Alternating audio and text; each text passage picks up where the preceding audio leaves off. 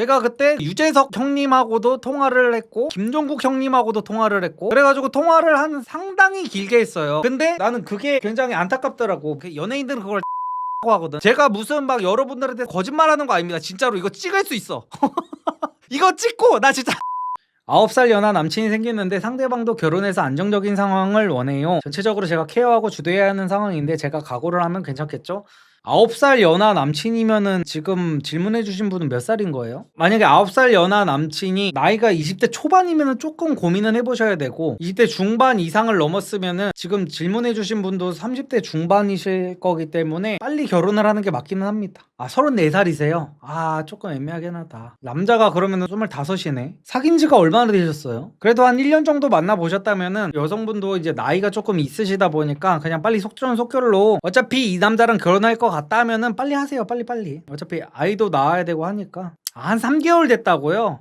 좀 애매하게 좀 더 만나보세요. 그러면은 왜냐면 남자가 너무 어려가지고 나이가 지금 있으시니까 한 그래도 최소 6개월은 만나봐야 돼요. 왜냐면 제가 항상 드리는 말씀이 뭐냐면 6개월을 만나고 그때부터 결혼 준비를 해도 6개월 이후에 결혼을 하게 되거든요. 그러면 1년이 채워져요. 제가 항상 경계를 해야 된다고 하는 게 매몰 비용의 오류잖아요. 내가 예를 들어서 6개월 만나보고 나서 결혼 준비를 한 5개월 정도 했어. 근데 이 남자가 결혼 준비를 하다 보니까 영 아닌 것 같아. 그러면은 5개월 동안 식장 잡아놓고 청첩장 만들고 이런 거 다 필요 없어. 그러니까 이혼보다 파혼이 낫습니다. 이것만 받아들이세요. 이혼보다는 내가 식장 들어가기 전에 사람들 다 불러놨어도 그냥 도망가 버려.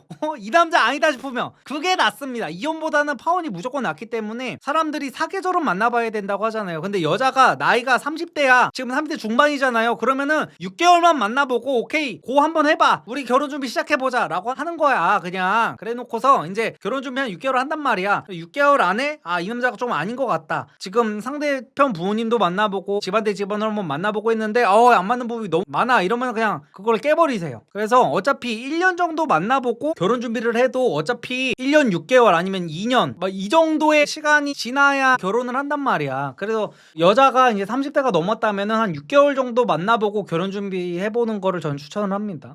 형님 고졸에 무직이고 시골 사는데 서울로 가는 게 가장 낫겠죠? 네, 저는 서울로 오시는 걸 항상 추천드립니다. 왜냐면은 그 지방에서 자리 잡은 남성분들 같은 경우에는 그러니까 예를 들어 뭐 부산 이런 정도면은 지방에 있어도 되는데 인구 자체가 적은 지방 있잖아요. 거기에서는 남성분들이 자리를 잡아도 결혼을 못 하더라고요. 여자가 진짜 없어가지고. 그런 데서는 어떤 번화가 나가가지고 번호를 따려고 해도 다 건너 아는 사이고 해가지고 이거를 어떻게 할 수도 없고 그래서 많이 난감해 하더라고요. 그래서 웬만하면은 이제 결혼 생각이 있고 이런 남성분들 같은 경우에는 아직 자리를 잡기 전이고 어디선가 자리를 잡아야 된다면 저는 서울로 올라오시는 거를 좀 추천합니다. 어렸을 때부터 친한 친구가 성인이 돼도 아무것도 하지 않고 집에만 있어 걱정입니다. 도전을 두려워하지만 이렇게 살면 안 된다는 자각은 있습니다. 제가 도와주겠다고 해도 실천하지 않아서 답답한데 학창시절 친구라 손절은 어렵습니다. 어떻게 하면 친구가 변할 수 있을까요?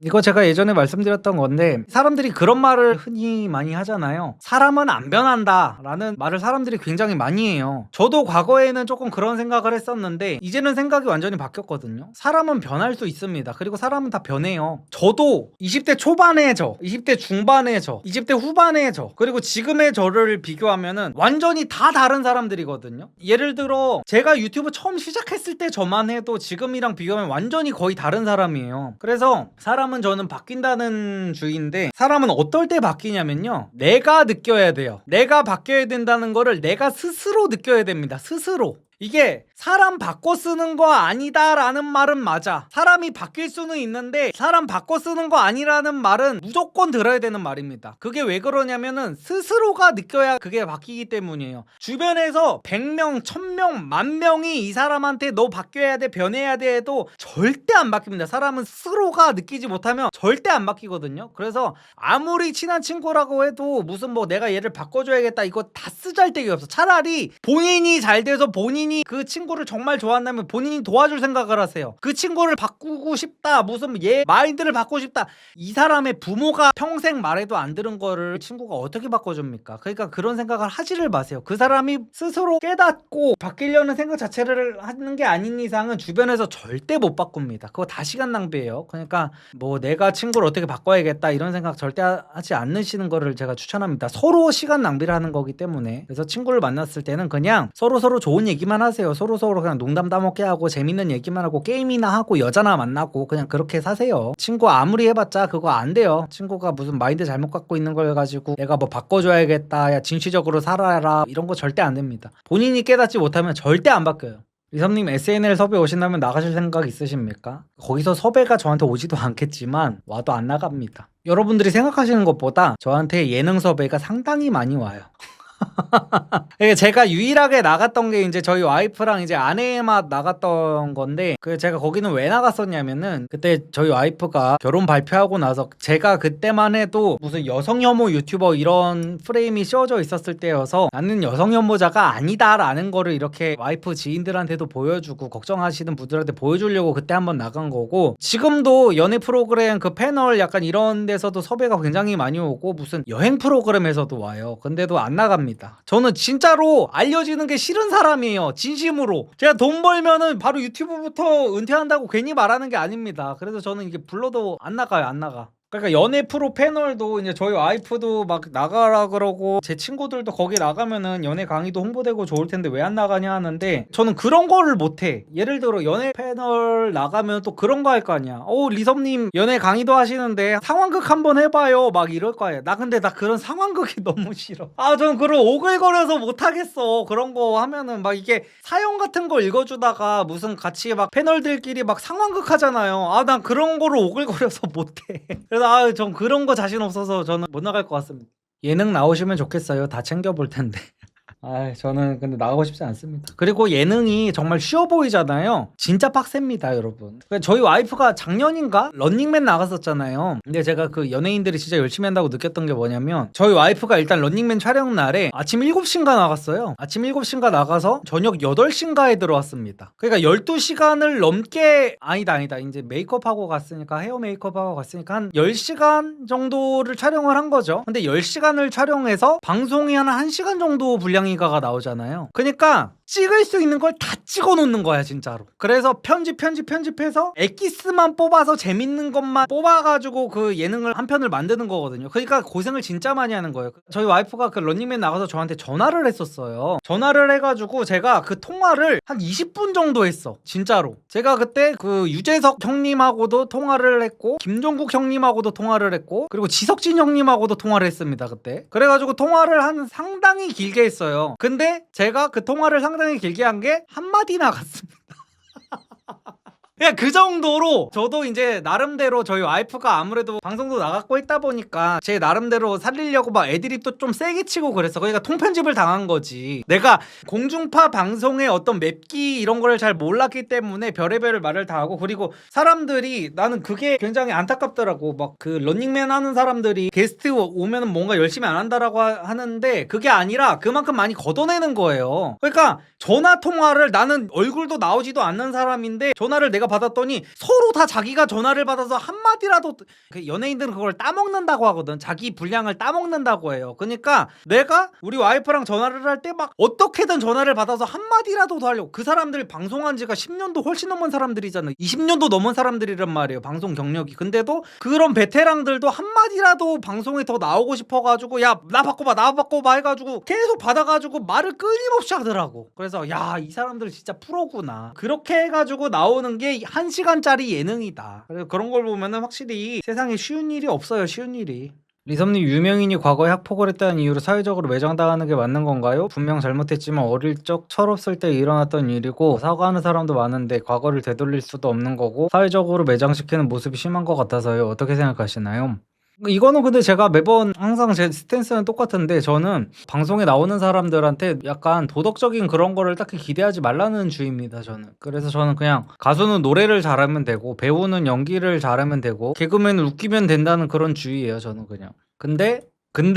근데를 잘 들어야 됩니다. 우리나라는 그렇지가 않죠, 대중들의 여론이. 그래서 만약에 본인이 어릴 때 막 폭을 저지르고 막 이랬다면은 연예계 활동 이런 거는 그냥 꿈도 안 꾸는 게 저는 그냥 낫다고 봅니다. 이서평님, 연애 강의 덕분에 소개팅 어플에서 몇 달 고생해서 여중 여고 여초과 나온 이쁜 여친 만나고 있어요. 정말 감사드려요. 아유, 축하드립니다.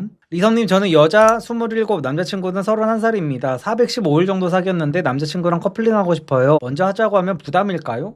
31살의 커플링이 부담은 아니죠. 커플링을 어디서 하고 싶은데요? 뭐 까르띠에서 하고 싶은 거예요? 그럼 부담이겠지.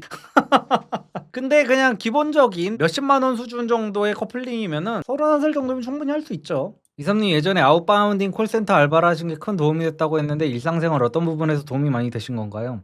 일단은 여러분들 본인이 평소에 사람들이랑 통화 같은 거 이제 갤럭시 폰을 쓰는 분들은 자동으로 통화 녹음이 될 텐데 남들이랑 통화한 거를 한번 들어보세요. 뭐 이런 병신 새끼가 다 있나 싶을 겁니다. 본인의 목소리가.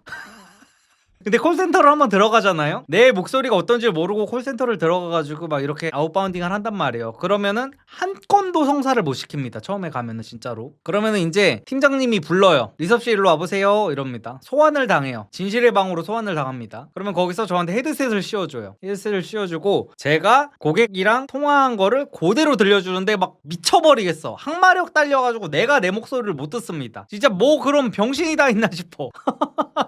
그래서 발성부터가 달라지고요. 내가 사람들이랑 어떻게 말을 하는지를 내가 알 수 있게 돼. 그리고 이제 사람들이랑 말을 할 때 어떻게 해야 사람이 설득이 되나 이런 것들을 일하면서 배우게 되다 보니까 이게 굉장히 도움이 많이 됐습니다. 이섭님 감사합니다. 저 방금 깨달았네요. 저 연애 못하는 게 목소리나 말투가 진짜 문제였네요. 들어보셨나요? 그새 들어보셨어요? 지금이라도 콜센터 알바 지원 넣고 온다고.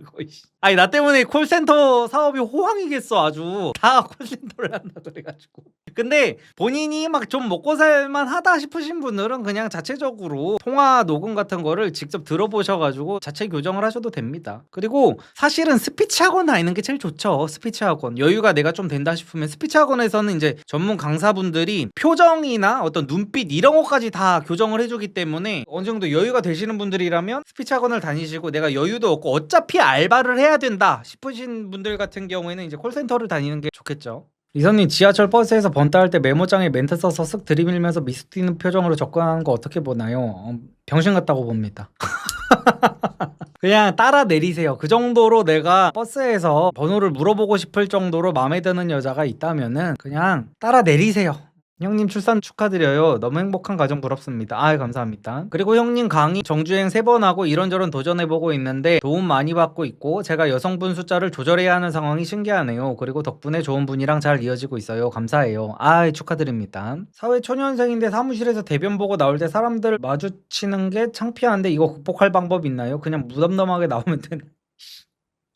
사회 초년생이 지금 몇 살이야? 저거 중딩 때 그거 아니야. 우리가 초등학교, 중학교 때 이제 학교에서 똥 싸면 저 새끼 똥 쌌어 하면서 놀리던 약간 그런 거 아니야? 그걸 아직도 극복 못했으면 어떡해요? 그걸로 놀리거나 이상하게 생각하는 새끼들이 병신이니까 그런 거 신경 쓰지 마세요. 리선님 지금 머리가 제일 깔끔한 것 같아요 라고 하시는데 근데 이 머리 헤어스타일도 다 취향이 천차만별이더라고요. 어떤 분들은 빨리 내리라 그러고 어떤 분들은 올린 게 낫다 그러고 막 그래가지고 근데 저는 머리를 이렇게 올린 게 이거 물어보시는 분들이 많은데 저 이거 헤어라인 한 겁니다. 빈 부분을 좀 채웠어요. 그래가지고 요즘에 좀 자신있게 좀 뒤로 제끼고 다니는데 이렇게 하는 이유가 뭐냐면은 좀 저는 이런 말씀 드리면 어떨지 모르겠는데 나이가 들어 보이고 싶어요. 이 컨텐츠가 막 사람들 고민 상담해주고 약간 이런 컨텐츠잖아요. 근데 제가 제 나이보다 저는 어려 보이는 게 조금 이렇게 스트레스를 너무 많이 받아요. 막 댓글에 어린 놈의 새끼가 뭘 한다고 뭐 이지랄을 하는 애들이 많은 거야. 근데 이 댓글을 다는 이 악플을 다는 애들을 보면 나보다 어려. 솔직하게 말해가지고 저도 내일 모레 이제 40인데 그러면 좀 20대 애들한테 좀 훈수 좀 두고 이럴 수 있는 거 아닙니까?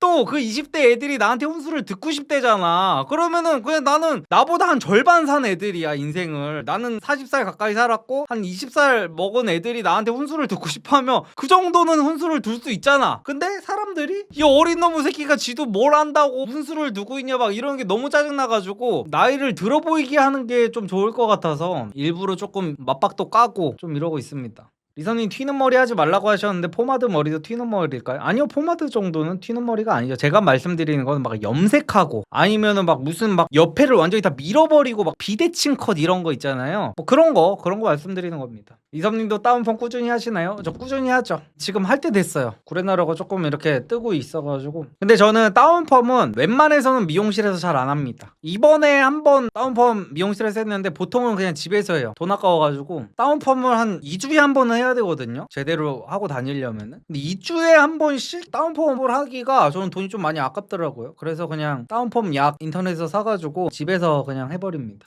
다운펌 혼자서도 어렵지는 않나요? 전혀 어렵지 않습니다. 그러니까 확실히 이 뒤 누르는 거는 좀 빡세기는 한데 저는 여기를 우선적으로 누르는 타입이라서 여기다가 조금만 바른 상태로 여기 붙이고 한 10분 정도만 있으면 바로 돼가지고. 이섭님은 일 못하는데 착한 직원 자르실 때 어떻게 말씀을 하셨나요? 연인이랑 헤어질 때처럼 솔직하게 말하고 단호박 박나요? 아니요, 그러지는 않았습니다. 제가 약간 호구 같기는 한데 아니죠, 호구 같은 건 아니죠. 그냥 대부분 이렇게 해주지 않나? 일자리 구할 때까지 제가 급여도 주고 편히 봐준다고, 평일날에 일하는 업무 시간에 면접 보러 다니는 거 다 편히 봐줄 테니까. 지금 우리 회사에서는 딱히 지금 뭐 누구누구님은 되게 잘하는 일이 따로 있으신 것 같은데 우리 회사 업무랑은 조금 안 맞는 것 같다고 그렇게 해가지고 면접 보러 편하게 다니시라고 하고 그런 식으로 정리를 했었습니다. 리섭님 헤어지고 공백기 얼마나 필요할까요? 저는 솔직히 말씀드리면 공백기 필요 없다고 보는 주입니다. 리섭님이 기획 중인 옷사업 아이템에 니트 있을까요? 니트는 아직 없습니다. 저는 옷 11월 초 아니면 중순에 판매 시작을 목표로 하고 있습니다. 지금 샘플을 계속 뽑아보고 있어요. 제가 이거 솔직하게 말씀드릴게요. 저는 가성비 옷을 팔지는 않을 겁니다. 그래서 가격대는 어느 정도 있을 건데 제 목표는 그거예요. 딱 받아봤을 때 이래서 이 가격이구나 라는 거를 딱 느낄 수 있게 판매를 할 겁니다. 제가 옷을 사면서 이게 짜증이 맨날 났던 게 뭐냐면 저는 옷을 티셔츠 같은 거를 사면은 핏이 좋은 티셔츠는 좀 있어. 근데 핏이 좋은데 아무래도 이제 쇼핑몰 이런 데서 가성비를 맞추려다 보니까, 그리고 동대문에서 떼다가 파는 쇼핑몰 같은 경우에는 중간 마진이 이제 한 번이 더 들어가다 보니까 그 원단 자체를 가성비를 좀 따질 수밖에 없단 말이에요. 그러다 보니까 아무리 그 핏 같은 게 마음에 들어도 빨래 한번 돌리고 건조기 한번 돌리면은 이 모가지가 막 이지랄 돼가지고 막 입을 수가 없어. 그래서 제 목표는, 제 컨셉은 뭐냐면 건조기에 아무리 돌려도 늘어나지 않는 핏이 굉장히 좋은 티셔츠, 이게 제가 지금 추구하고 있는 티셔츠입니다. 그래가지고 애초에 워싱을 그냥 오지게 돌린 다음에 가공이랑 이런 거를 다 해서, 그러니까 남성분들 이거 옷 좋아하는 남성분들이 공감 되게 많이 하실 거예요. 예를 들어 내가 이 맨투맨이 마음에 들었어. 그래서 맨투맨을 산단 말이야. 어떻게 하냐면은 옷 좋아하는 남성분들은 이 똑같은 검정색 맨투맨을 한 4-5벌을 사버립니다. 왜냐면은 이게 몇 번 못 간다는 걸 알아. 몇 번 입어보고 나면은 목이 결국엔 늘어납니다. 이게 우리가 입다 보면은 남성분들이 이거 손빨래를 하기도 그렇고 무슨 막 요즘에 건조대에다가 막 널고 이런 사람들이 없잖아요. 기본적으로 다 건조기에 돌려버리잖아. 돌리면은 다 쭈글쭈글해지고 그냥 입을 수가 없어. 그래가지고 한 번 살 때 조금 이렇게 가격대가 있더라도 퀄리티 있게 만들어가지고 오래 입게 하자, 저는 그 목표로 지금 옷을 만들고 있습니다. 그건 옷 안 좋아하는 사람들 얘기 같은데 크크라고 하잖아요. 그러니까 옷을 좋아한다는 게 옷을 아낀다는 거랑 조금 달라요. 핏을 되게 중요시하게, 그러니까 많은 분들이 그게 있을 거야. 기성복 같은 거 있잖아요. 기성복을 입으면은 약간 핏이 조금 찐따 핏이 돼. 예를 들어 뭐 유니클로 이런 거 있잖아요. 유니클로보다 조금 윗단계의 옷으로 가도 보세 옷이 훨씬 이쁘거든요. 보세 옷이 왜 이쁘냐면 보세 옷은 대부분 명품 카피고, 명품 카피가 아닌 거는 또 핏이, 그러니까 이 제가 입은 맨투맨만 봐도 기성복에서 이런 핏을 못 찾습니다. 이것도 보세 사이트에서 산 거예요. 근데 이것도 결국에는 시한부 인생이라는 걸 내가 알아. 이것도 빨래 한 3번 돌리면 이거 못 입습니다. 이거 여기 목 다 늘어나가지고. 그래서 이 옷이 품절되기 전에 이 옷을 한 4벌 정도를 쟁여놓는 거야. 내가 마음에 드는 옷이 생겼다고 치면은. 그래서 그런 것들이 되게 짜증이 많이 나요. 그래서 그런 일이 없도록 아예 안 늘어나게 그런 옷을 만들고 있습니다. 옷 좋아하는 사람들은 최대한 다른 옷 많이 입고 싶지 않나? 그래서 제가 베이직 아이템을 먼저 판다는 거예요. 맞아, 흰 티는 그냥 거의 소모품이라고 봐야 돼요. 근데 흰 티도 저는 이제 최대한 오래 입을 수 있게. 그리고 남성분들 요즘에 제일 고민되는 거 그거잖아. 젖꼭지 튀어나오는 거. 그래가지고 이게 여자들 많이 만나본 남자들은 이거 알 거예요. 젖꼭지가 이제 튀어나와가지고 이제 니플 패치를 붙이잖아. 근데 이제 이거를 옷을 벗게 되는 상황이 있잖아? 그러면 이 니플 패치 자국이 남는 경우가 있어. 니플 패치를 내가 아무리 화장실 가가지고 몰래 이렇게 뛴다고 해도 자국이 남아. 그러면은 존나 골 때리는 상황이 발생합니다. 이게 예를 들어 여름 같은 때 니플 패치를 하루 종일 입고 다니잖아? 그러면 여기 습기랑 막 이런 거 다 차가지고 막 내가 몰래 이렇게 떼도 이 자국이 한 1시간 가. 그래가지고 그냥 아예 니플 패치가 필요 없게 그냥 원단 자체를 존나 개 두껍게 만들어가지고, 물론 이러면은 통풍은 잘 안 되겠지. 근데 나는 통풍 필요 없어. 통풍 필요 없고 오로지 정말로 그래서 제가 여태까지 보세 옷들을 입으면서 쌓였던 모든 스트레스를 다 케어해줄 수 있는, 정말 내가 입기 위해서 만드는 옷입니다 이거. 특히 술 마시면 까먹어서 더 부끄러워. 오성준님, 저분 여자 좀 만나봤네. 와, 저거 진짜 찐 경험에서 나오는, 내가 술 마시면 내가 붙이고 있었다는 것도 까먹잖아. 그래가지고 아무튼 그래서 정말 만족할 만한 옷으로 만들기 위해 제가 공장도 여러 번 다니고 열심히 만들고 있습니다. 사계절 내내 입기에는 조금 더울 수도 있겠네요. 맞습니다. 저는 이거 거짓말하지 않아요. 여름에 입으면 많이 더울 겁니다. 근데 저 꼭지 튀어나오는 것보다는 저는 이게 훨씬 낫다고 봅니다. 저 옷은 그냥 보세 옷입니다. 보세 옷인데 제가 이런 거는 별로 추천을 안 해드리는 이유가 뭐냐면은, 이것도 제가 굉장히 오래전에 샀다가 포장도 안 뜯은 상태로 이렇게 옷장 밑에다 넣어놨다가 방송하려고 지금 처음 꺼내 입은 거예요. 근데 이거는 안 봐도 뻔해. 빠는 순간 목 늘어나가지고 한 2번 빨면 못 입습니다. 그래서 이거를 추천해드리기도 좀 그렇고 어디서 사는지도 몰라요.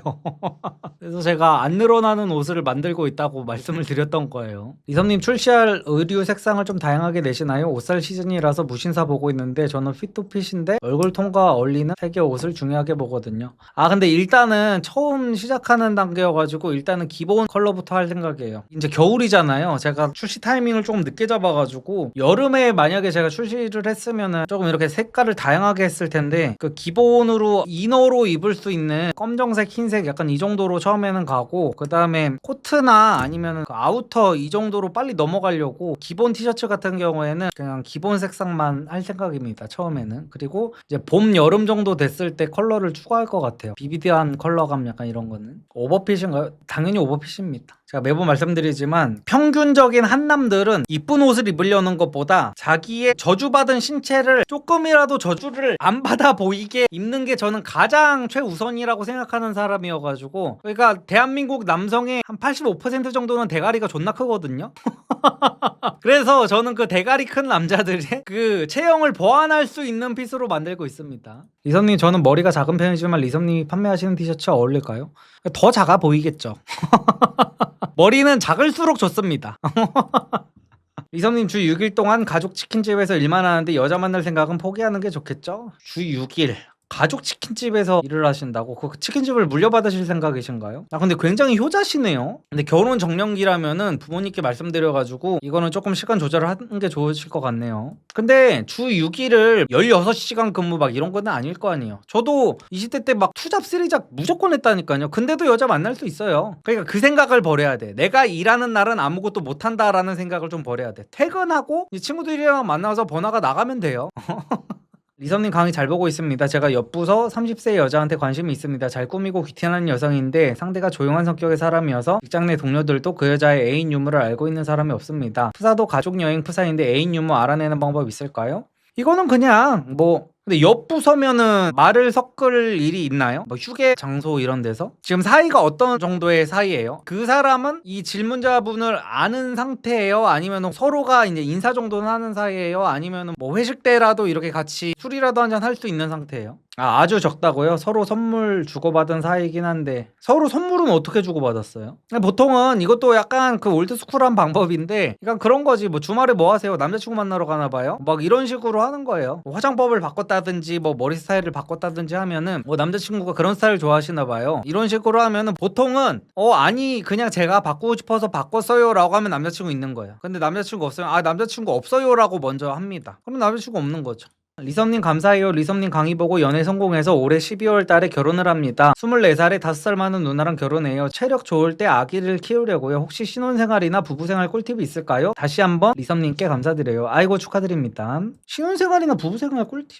그거는 좀 아셨으면 좋겠어요. 제가 항상 이혼하는 커플들 보면은 되게 아쉬운 게 뭐냐면 1년은 그래도 버텨봐라 라는 말씀을 좀 드리고 싶어요. 그러니까 모든 부부가 이건 다 똑같아. 주변 부부도 그렇고 저희 부부도 그렇고 항상 초반에는 많이 싸워요. 왜 그러냐면은 우리가 한 20년에서 30년가량을 굉장히 따로따로 산 사람들이 같이 살면서 이제 뭔가를 맞춰가다 보니까, 그리고 사람들이 요즘에 그 인스타에도 그런 내용이 많이 보이잖아요. 이게 동거를 오래 한 커플도 막상 결혼을 하고 나면은 막 몇 개월 못 가서 헤어지는 이유가 뭐냐면 결혼을 하는 순간 내 뇌에서는 상대를 나랑 동일시를 한다고 하더라고요. 그래가지고 상대가 내 마음대로 안 움직이는 게 너무 화가 나. 왜냐면 상대의 몸은 이제 내 몸이라고 내가 뇌가 착각을 일으키는 거야. 상대를 내 마음대로 통제하고 싶어해. 왜냐면 내 몸이니까 내 마음대로 통제를 하는 게 당연한 건데 내 마음대로 통제가 안 되다 보니까 너무 화딱지가 나는 거야. 미쳐버리겠어 막. 그래서 이제 싸움이 많이 나고 이러는데 첫 번째는 이제 결혼하는 상대한테도 이 뇌의 오류를 가르쳐 주시는 게 중요합니다. 이게 결혼을 하는 순간 우리가 서로가 한 몸이라고 생각하다 보니까 우리가 연애를 할 때는 못 느꼈던 분노가 일어날 수 있다. 근데 우리가 이게 뇌에서 일어나는 오류라는 걸 우리가 서로 알고 있자. 그리고 초반에는 우리가 맞춰가는 단계라서 싸울 수가 있는데 이거는 금방 지나간다고 하더라. 결국에는 이런 식으로 해가지고 초반에 싸우는 단계 때 맞춰가는 건데 사실은 그걸 못 참아서 서로가 입에 담지 못할 말을 뱉어버려가지고 이혼하게 되는 커플들이 좀 있더라고요 요즘에. 그래서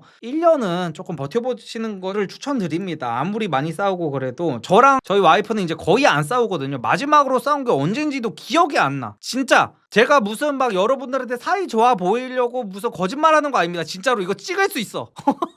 이거 찍고 나 진짜 우리 와이프랑 언제 싸우는지가 기억이 안 나. 거의 한 1년 넘었어요 싸운 지가. 그래가지고 처음에 그 맞춰가는 단계에서는 조금 싸울 수 있다는 거를 염두에 두시고 우리 부부는 한 번도 안 싸울 거야 이런 생각을 하지 마시고 처음에는 좀 싸울 수 있다 이 생각을 하세요. 산후조리원은 필수라고 생각하시나요? 저는 초보 육아하는 사람들한테는 필수라고 생각합니다. 왜냐면은 부모님들이 와서 가르쳐주면 된다라고 하시는 분들도 있는데 확실히 부모님들은 옛날 시대 때는 거의 주먹구구식으로 아이를 키웠기 때문에 산후조리원에 가면은 굉장히 숙련된 체계적으로 육아를 배우신 분들한테 어떤 기저귀 가는 법이라든지 분유 먹이는 방법이라든지 아이가 울 때 달래는 방법이라든지 이런 거를 다 배울 수가 있기 때문에 저는 첫 아이를 낳았을 때만큼은 산후조리원을 보내는 게 좋다고 생각을 해요. 그럼 거기서 다 배워볼 수가 있어가지고. 리섭님 사이트 오픈하면 남편 옷 사줘야지 라고 하시는데 너무 만족스러우실 겁니다. 남편을 딱 입혀봤을 때 와 이 새끼 진짜 제대로 만들긴 했네 라는 말이 나오게 제가 만들겠습니다. 근데 리섭님이 제작한 옷 입다가 여자가 이걸 리섭이 만든 옷이네 하면서 알아보면 어떡해요? 그걸 어떻게 알아요? 무지로 만들 건데. 이거는 코코 샤넬이 와도 못 알아봐요. 무지 티를 보고 리섭이 만든 옷이네 라고 할 정도면은 리섭님 옷 제작 시에 리섭 마크를 다시나요? 그 어디에도 안답니다. 제가 만든 옷을 입고 여성시대 회원을 만나도 못 알아보게 저는 절대로 그 어디에도 제가 만든 옷이라는 거를 티가 안 나게 만들 겁니다. 걱정하지 마세요. 158에 58kg 스펙도 입을 수 있게 만드시나요? 그러니까 제가 여태까지 여러분들이 일반적인 사이트에서 고르셨던 사이즈 선택법이랑은 완전히 다른 사이즈 선택법으로 지금 만들고 있습니다. 그래서 이거는 오픈하면 아시게 될 거예요.